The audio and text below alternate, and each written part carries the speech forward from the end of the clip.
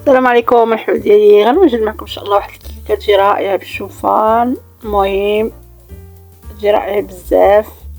المهم المقادير: عندنا 2 بيضات، واحد كاس صغير ديال الزيت، كاس العنبه ديال الحليب، كاس صغير ديال السنيده، 2 خمارات، واحد الفانيلا، وعندنا شويه الملح باش نقادو الذوق.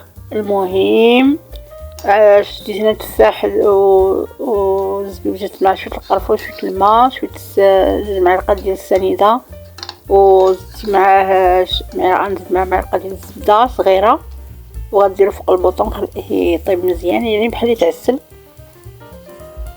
باش يجي لذيذ زوين. المهم وما تنساوش الحباب ديالي من لايك ومن ابوني، الله يسهل امركم، فضلا وليس امرا.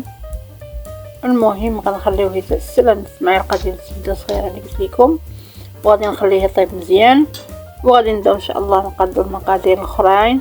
المهم 2 بيضات، نزيد معاهم كاس زيت صغير ديال الزيت، وكاس ديال العنبه ديال الحليب، وكاس السنيده، يعني كاس السنيده وكاس زيت نفس العبار، والحليب درت كاس ديال العنبه يعني كاس صغير ماشي كبير.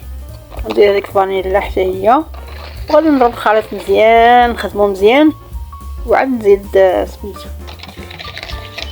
عاد نزيد الشوفان.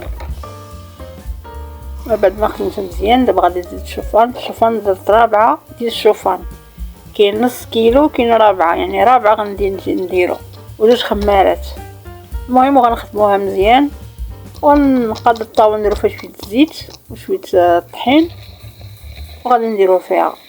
وهانتوما تابعوا معايا الحباب ديالي، كتجي رائعه ولذيذه بزاف. اي حاجه كنشاركوها معكم. ما تنساوناش الحباب ديالي من ابوني الله يسهل امركم، ندخل جديد، واللايكات اللي معايا. المهم ها هو هذا طاب تعسل، هذاك التفاح والزبيب كيجي زوين بزاف. غادي نديرو في الاخر.